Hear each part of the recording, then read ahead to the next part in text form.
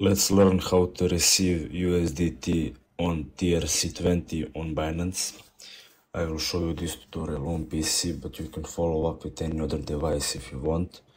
The PC method is fastest and easiest, so I will show you this on Binance application.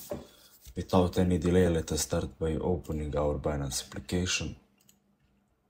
Okay, now so you will have to go to Deposit Crypto.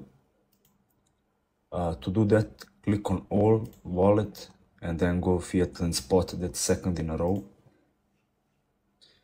Now you will have to find this deposit button, click on it, and click on this deposit crypto button. I have it first here.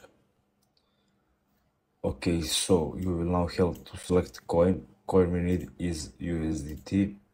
Network is TRC20, and that's it, this TRX TRON. Select it, and now this will be your address. You will have to copy it and send to your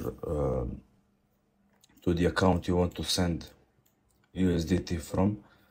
Stay tuned, I will show you a tutorial how you can send the USDT on TRC20 very soon. So thanks for watching and see you in another video.